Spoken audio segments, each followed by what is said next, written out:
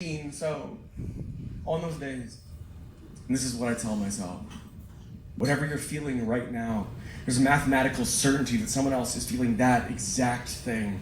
This is not to say you aren't special. This is to say, thank God you aren't special. I too have kissed no one goodnight. I've launched myself from tall places and hoped no one would catch me. I've ended relationships because suddenly I was also exposed, but isolation is not safety, it's death. If no one knows you're alive, you aren't. If a tree falls in the forest and no one's around to hear it, it does make a sound, but then that sound is gone. I'm not saying you'll find the meaning of life in other people. I'm saying other people are the life to which you provide the meaning. See, we're wrong when we say I think, therefore I am. The more we say it, the more it sounds like I think, therefore I will be. You can't think your way into a full table. You can't think and make walls and a roof appear around you. I have thought and thought myself into corners made of words and nightmares, and what has it gotten me but more thoughts? A currency that only buys more currency. So please, if you want to continue existing, do something. Learn to make clouds using only your breath. Build a house, even if every wall leans to the left. Love it anyway, just like a season, just like a child. Love how you hate yourself sometimes, because at least there's still something to hate. I know how easy it can be to think and keep thinking until you are the last person left on Earth, until the entire world becomes no larger than the space between your bed and the light switch. But I hear the world's ending soon. When we go, and we're all gonna go, I will be part of it.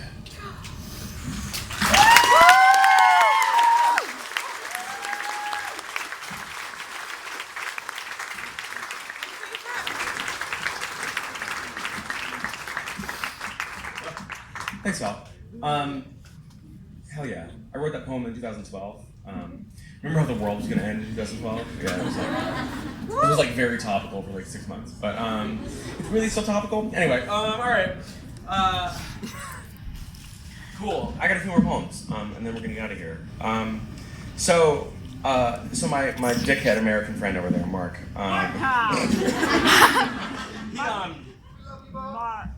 That's a mistake. You shouldn't do that.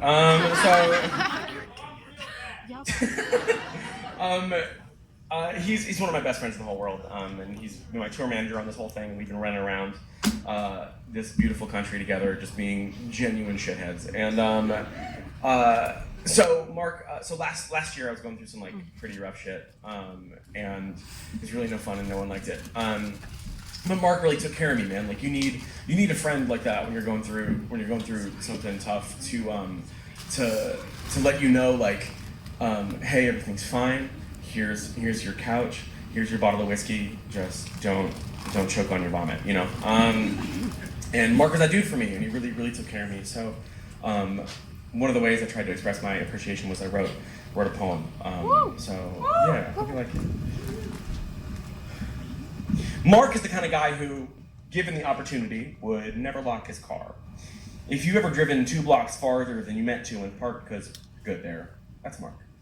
Mark has a spare room, and I'm sleeping in it until I know exactly how apart everything is going to fall.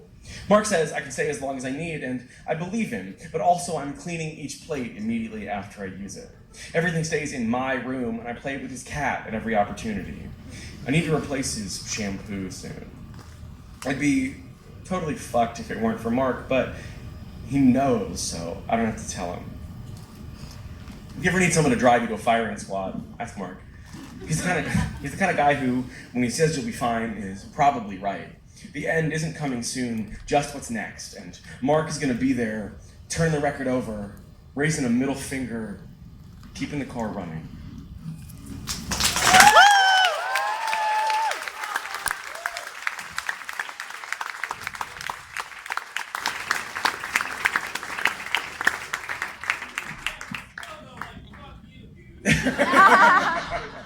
So yeah, friendship's important. When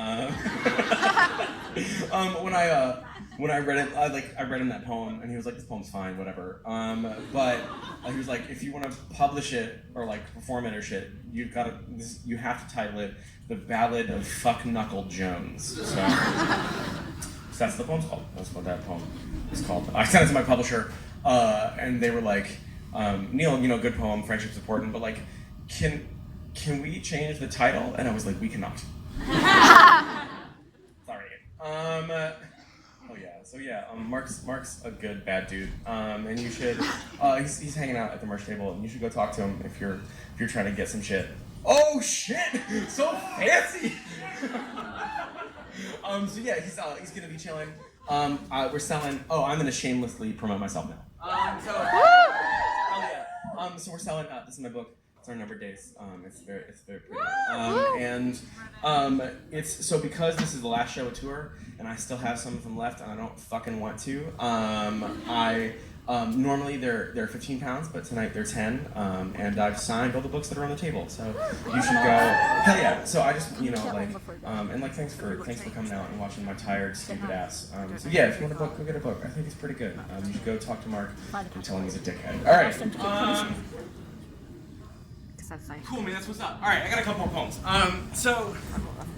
This is. So this poem, I almost never read it. I wrote this poem at right after my first headlining show ever. This was probably 5 years ago, and it was the first time I was I'd really gotten paid to do my art and actually flown out somewhere, and it was the first time I felt like a real ass performer and not just some dickhead that goes to poetry slams and open mics, So I was in Charlotte, North Carolina, and it was kind of the day after I was gonna head to the. I was just done. I was sitting on the street, and I was just like, "Holy shit, is this my life?" So I wrote this poem, and I do it on the last show of every tour because I try to. I don't know. Everything circles are nice, so I try to close the circle. So this is Charlotte, North Carolina, winter. It seems strange to call this winter when this morning I walked across frozen cheese fruit and left my jacket in the car on the way to the Minneapolis airport. Wait, let me explain cheese fruit. Fruit that is awful and smells like cheese, next question. So here's what's up with Charlotte.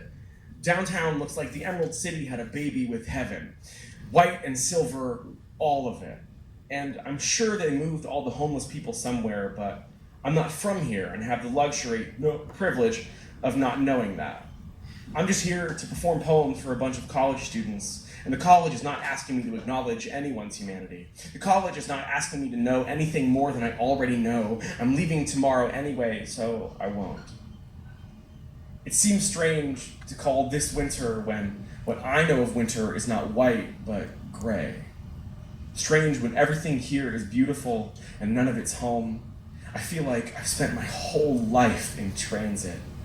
Strange when I should want to, but I don't want to stop.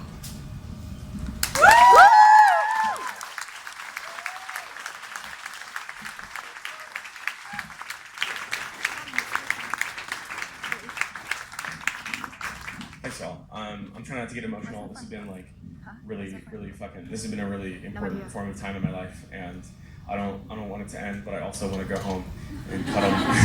It's kind of weird, right? I don't want it to end. I'm having such a good time. I just want to take a break for 3 days and then just keep doing more shows. But I also want to go home and cuddle my bunny rabbit, So anyway.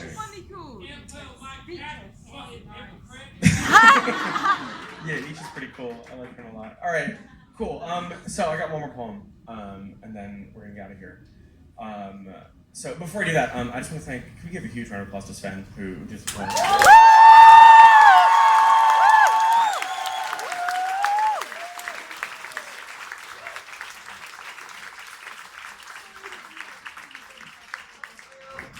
Oh yeah, man, this is the third show that Sven's opened for me, and it's been dope as fuck every time, so thanks, dude, I really appreciate it. And while we're clapping, can we give a huge, gigantic round of applause to the Fleece for having us out tonight?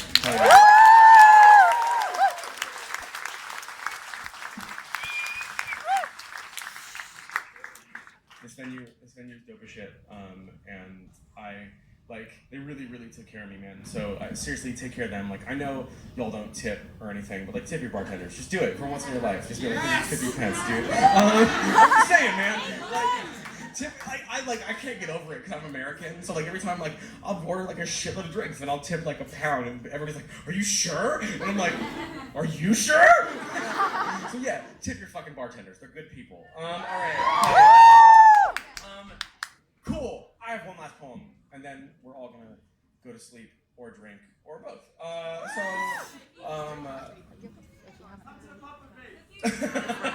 I'm gonna.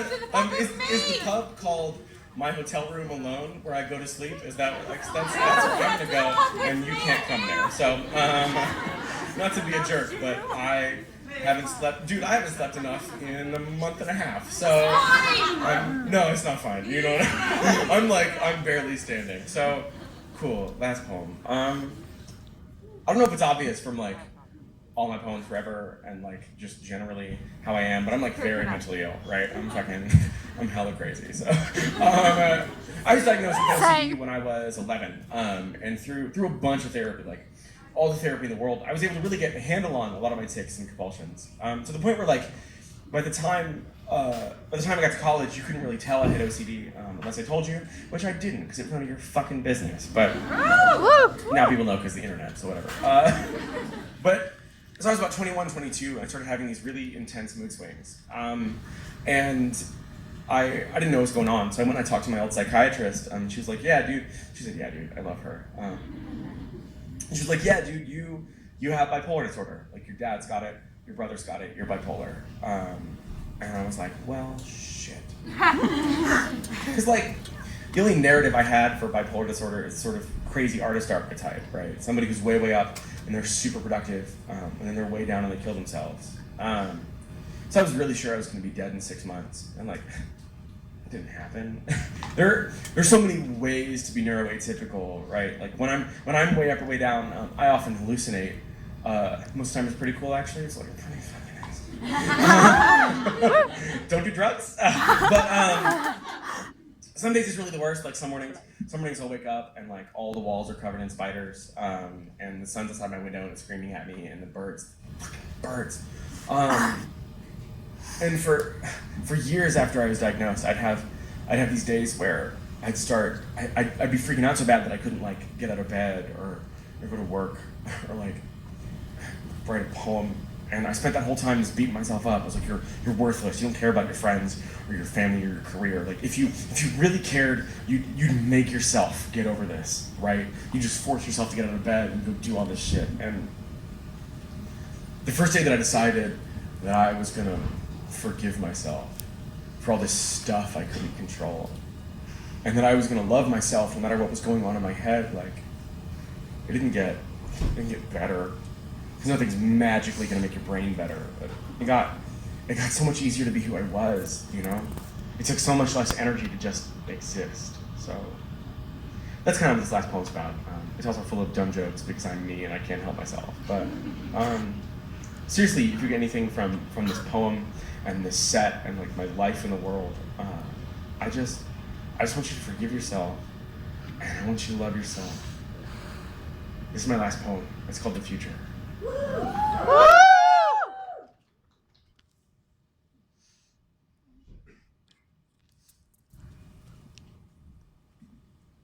The worst thing about being naked and then being hit by a car is that road rash is a problem for skin. Why was I naked in the middle of the road at noon? I'm glad you asked. Imaginary other half of this conversation, I have no idea. Some characteristics of bipolar disorder can include dissociation, hallucinations, and fugue states. So sometimes I wake up in places I didn't go to sleep. So there I am, nude, splayed out of the hood of a car like a slutty chicken, and I'm screaming about the government conspiracy to take away my feet. Not my real feet, just my brain feet. And I'm about 6 inches away from the concrete when I realize, in slow motion, like the exact opposite of a rhinoceros attack, this is not how I imagined my life would turn out.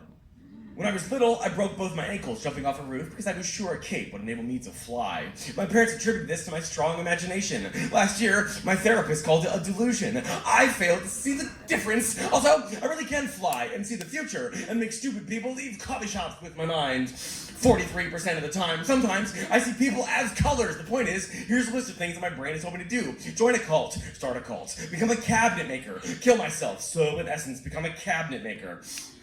Break into and then paint other people's houses. Have sex with literally everyone who reminds me of my mother. Fight animals that are much fucking fightier than me, like bears. So in essence, kill myself. I think a lot about killing myself, not like a point on a map, but really like a glowing exit sign to show it's never been quite bad enough to make me want to leave. See, when I'm up, I don't kill myself because holy shit, there is so much left to do. And when I'm down, I don't kill myself because then the sadness would be over. And the sadness is my old paint under the new. The sadness is the house fire or the broken shoulder. I'd still be me without it, but I'd be so boring. You keep telling me seeing things that aren't technically there is called disturbed cognitive functioning. I call it having a superpower. Once I pulled over on the freeway and jumped out of my old red Jeep because I saw it burst into flames 20 seconds before it actually burst into flames. I knew my fiance and I would be together because she turned bright pink the first time she saw me. I know tomorrow's gonna come because I've seen it. Sunrise is going to come. All you have to do is wake up. The future has been at war,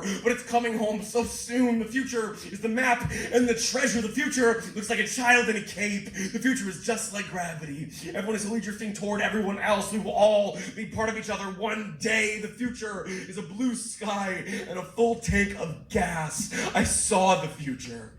I did. And in it, I was alive.